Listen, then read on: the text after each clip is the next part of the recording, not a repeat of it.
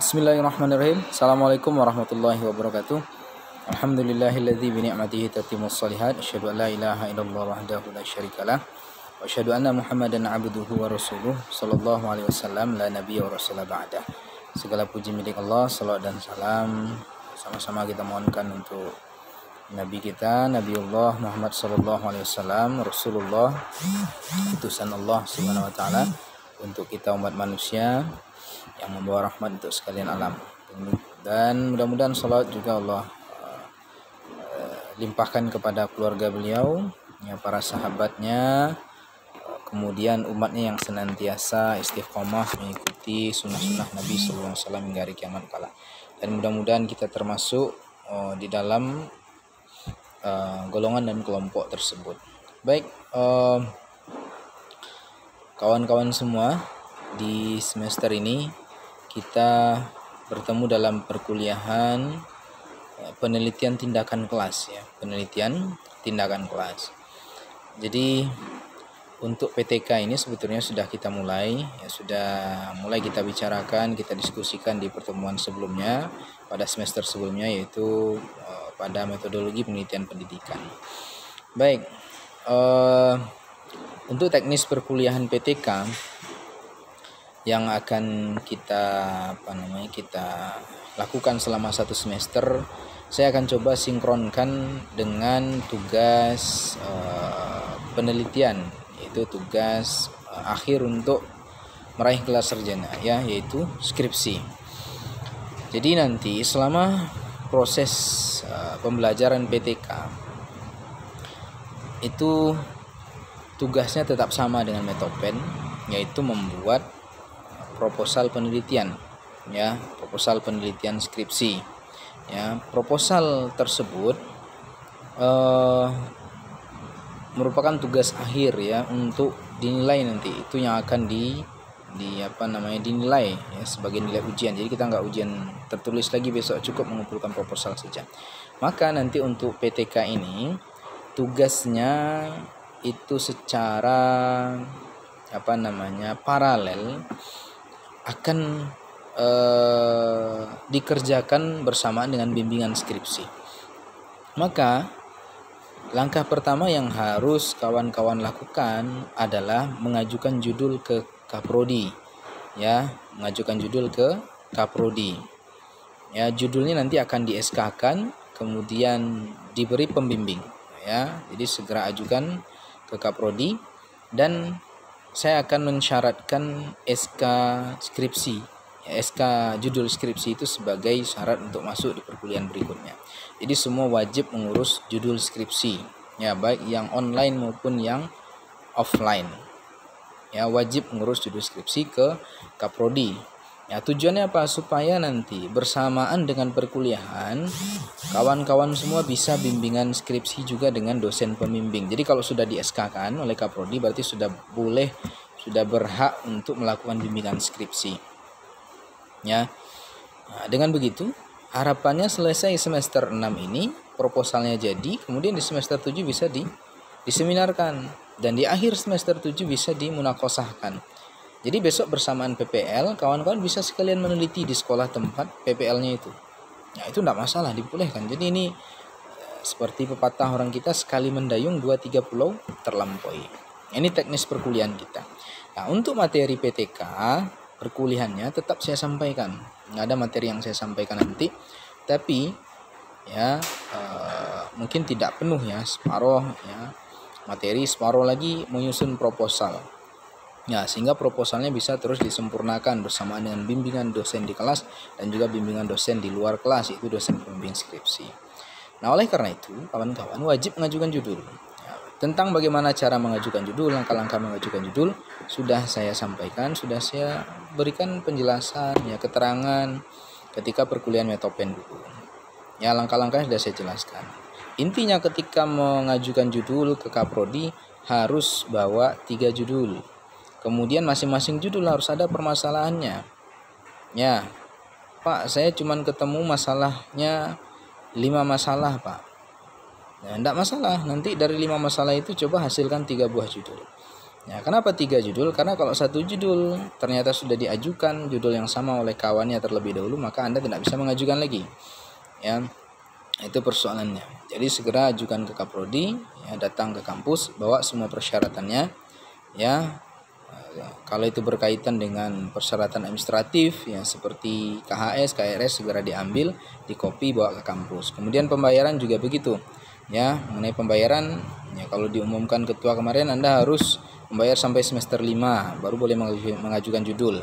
Ya, kalau yang belum boleh ya, tapi coba saja. Mudah-mudahan boleh, karena kemarin sudah saya diskusikan dengan ketua, yang belum sampai semester 5 membayar minimal separuh dari utang itu sudah dibayar, dan itu sudah dibolehkan mengajukan judul skripsi ya.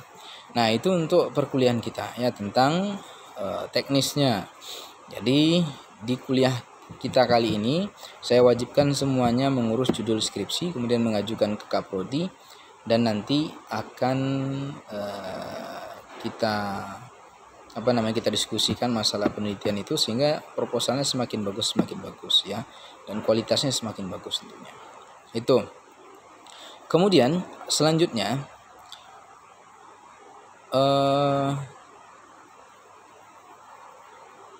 untuk materi PTK ya, itu tetap saya berikan, tetap saya sampaikan, nanti silakan disimak ya, untuk jadi pengetahuan dan bisa dipraktekkan juga dalam kegiatan penelitian kalian semua.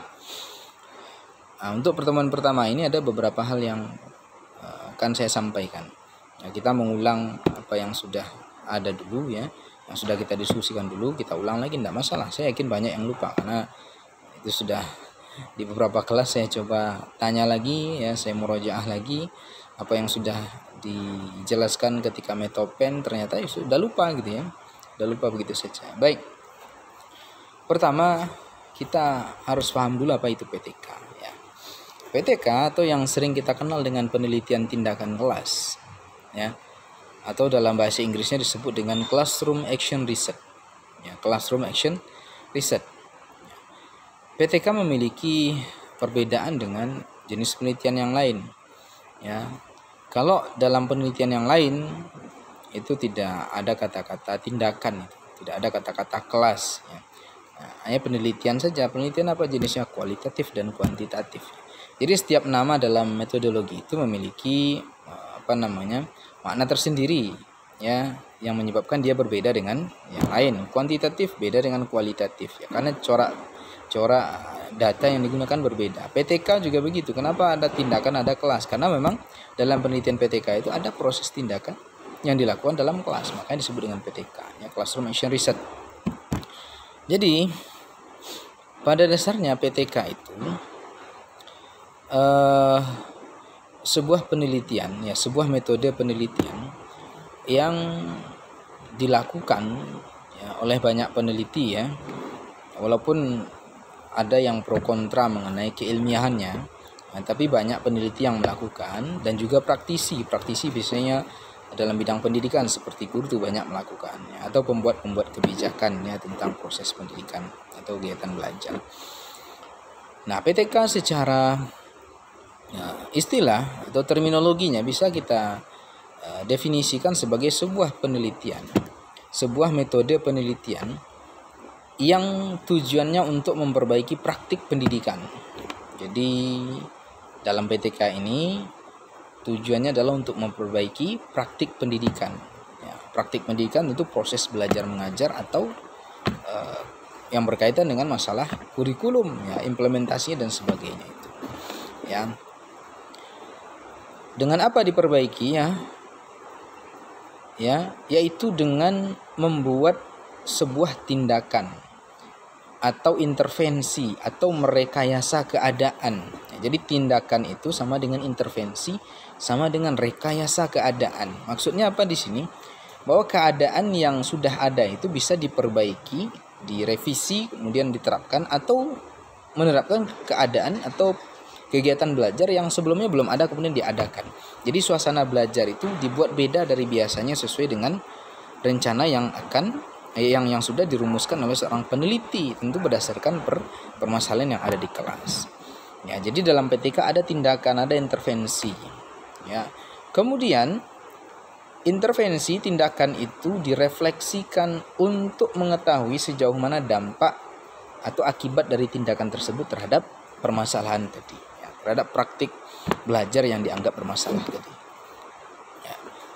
Jadi PTK itu adalah sebuah penelitian yang bertujuan untuk memperbaiki praktik pendidikan dengan mengadakan sebuah tindakan atau intervensi, kemudian direfleksikan untuk mengetahui, kemudian ya intervensi itu direfleksikan untuk mengetahui akibat dari intervensi tersebut terhadap subjek penelitian, ya, terhadap kondisi belajar itu. Nah, itu PTK. Nah, berdasarkan definisi itu, maka PTK itu memiliki 4 rukun. Rukun PTK. Ya, sebelumnya sudah kita bahas. Ada yang pertama disebut dengan planning, yaitu perencanaan. Apa itu perencanaan? Perencanaan yaitu rencana-rencana yang ingin kita lakukan, kegiatan-kegiatan yang ingin kita lakukan di dalam penelitian kita. Dalam rencana penelitian, kalau kita tarik ke lingkup skripsi kita, tugas akhir kita, itu ada pada bab 1 sampai bab 3. Dalam rencana penelitian itu dijelaskan apa masalahnya, kemudian apa teori yang bisa menjelaskan masalah tersebut, dan bagaimana metode atau cara untuk memperoleh data, menganalisis data tentang masalah yang akan kita teliti.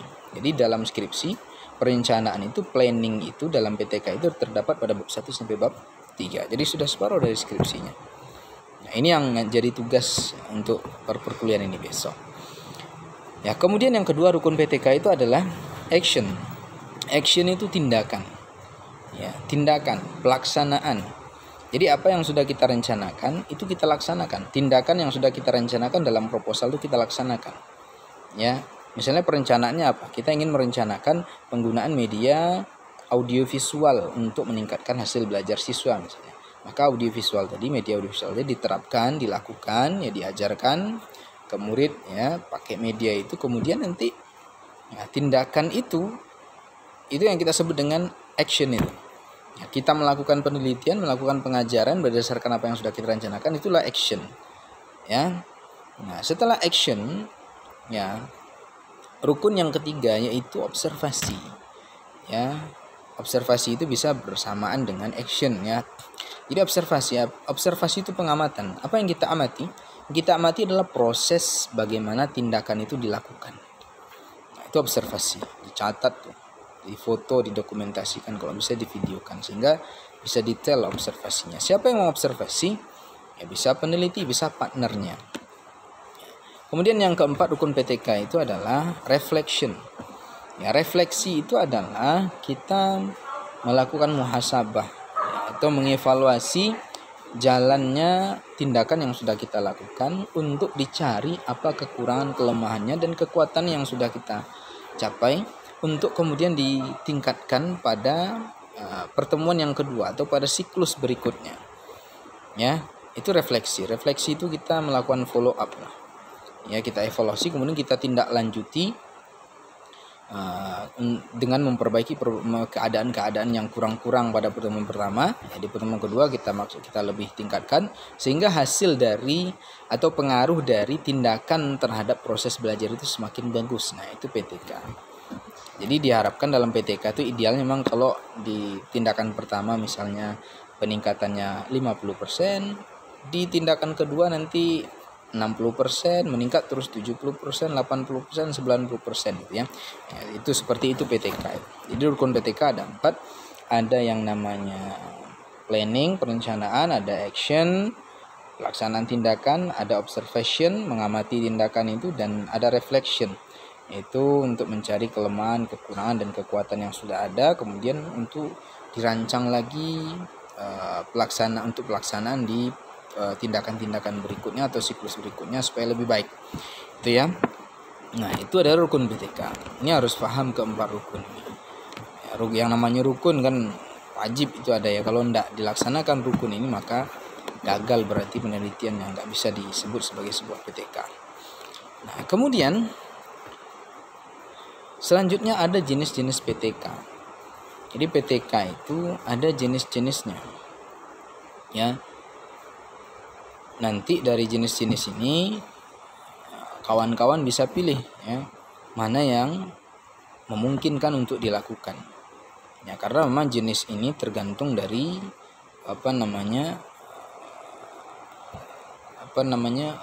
sifat dari status kita ya, sebagai peneliti atau sebagai guru atau sebagai pembuat kebijakan. Ya. Yang pertama ada jenis PTK yang dilakukan oleh guru. Jenis yang pertama ini yaitu guru sebagai perencana, guru juga yang melakukan, kemudian guru juga yang mengevaluasinya. Jadi semua guru berperan di situ. Totalitas guru 100%. Nah, ini bisa dilakukan kalau kita sebagai seorang guru. Nah, sementara sekarang kan kita sebagai seorang mahasiswa, walaupun sudah ada yang bekerja sebagai guru, tapi status kita untuk melakukan penelitian ini adalah sebagai mahasiswa, maka tidak bisa dilakukan model yang pertama ini. Ya, kita tidak bisa melakukannya sendiri.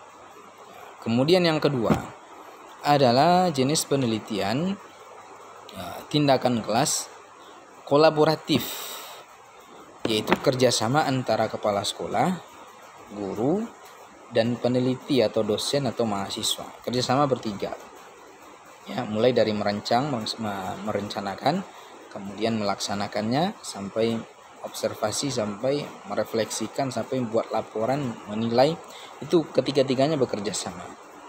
Ini mungkin juga dilakukan, ya, tapi sangat kecil sekali kemungkinan. Ya. Nah, maka peluang mahasiswa adalah pada jenis yang ketiga ini, yaitu jenis simultan integratif. Apa itu? Jenis PTK yang dilakukan oleh orang luar, ya, bisa dosen atau mahasiswa atau peneliti, yang dia merencanakan, ya, dosen atau mahasiswa atau peneliti merencanakannya, kemudian guru yang melaksanakannya, ya. Jadi harus ada kerjasama dengan guru yang melakukan tindakan, ya. Kemudian dosen atau mahasiswa atau peneliti itu mengobservasi dan juga merefleksikan, mengevaluasinya. Nah, ini jenis ketiga inilah yang memungkinkan dan sangat memungkinkan dilakukan, dan jenis ini biasa dilakukan, ya, yaitu simultan integratif. Itu posisi kita sebagai peneliti dari luar, kemudian bekerja sama dengan guru, tapi guru tidak ikut merencanakan. Kita yang merencanakan, guru yang tinggal melakukan saja. Kemudian yang keempat ada jenis PTK namanya sosial administratif, ya. Sosial administratif. Jadi penelitian jenis PTK ini adalah biasanya untuk membuat sebuah kebijakan atau merubah kebijakan. Nah, ini biasanya murni dilakukan oleh pihak luar. Jadi guru tidak ikut, kepala sekolah tidak ikut, ya, peneliti tidak ikut, dosen tidak ikut. Ini biasanya dari pembuat kebijakan. Nah, jadi status pelaksananya, orang yang melaksanakan itu dari orang-orang yang berkaitan dengan yang mempunyai wewenang dalam membuat kebijakan. Nah, biasanya mereka menentukan sebuah sekolah, kemudian mereka adakan situ sebuah pendidikan tindakan kelas, mereka yang lakukan, mereka yang observasi, mereka yang mengevaluasi. Nah, seperti itu biasanya. Jadi yang memungkinkan dilakukan oleh mahasiswa adalah jenis yang ketiga, simultan integratif, ya. Jadi saya ulangi, ada 4 jenis PTK. 1 PTK yang dilakukan guru, 2 PTK kolaboratif, pendidikan tindakan kolaboratif, ya. Kemudian yang ketiga simultan integratif, yang keempat yang bersifat sosial administratif. Itu jenis PTK. Nah, saya harap ini bisa dipahami, ya. Ini bisa dipahami materi ini dan kemudian bisa dilakukan. Ya, jadi jelas posisi Anda sebagai mahasiswa sangat jelas itu, ya. Anda tidak diperkenankan melakukan penelitian PTK sendiri, kemudian menilai sendiri, merencanakan sendiri, ya. Mengevaluasi sendiri nggak boleh. Anda harus punya kawan. Ya, harus ada guru yang melaksanakan atau kawan partner penelitian. Ya, jadi yang merencanakan Anda tidak bersama dengan orang lain. Nah, jadi itulah, ya, PTK, ya. Jadi bagi siapa yang nanti ingin membuat proposal PTK, nah silahkan difahami betul, ya, kemudian dilihat skripsi yang sudah ada, kemudian disusun proposalnya sedemikian rupa. Dan yang paling penting ketika ingin melakukan PTK, Anda harus paham bagaimana cara kerja dari metode, media, model belajar atau strategi yang Anda akan terapkan. Ya, nanti ketika ke prodi akan ditanya, Anda mengajukan judul menggunakan metode ini. Nanti akan saya tanya, Ya, bagaimana cara kerja metode itu? Paham enggak Anda bagaimana cara mengajarnya tuh? Jadi Anda harus kuasai juga. Dari mana tahunya itu? Dari buku atau dari jurnal yang sudah ada. Baca buku, baca jurnal itu, kemudian pelajari bagaimana cara kerjanya sehingga bisa diterima secara nalar.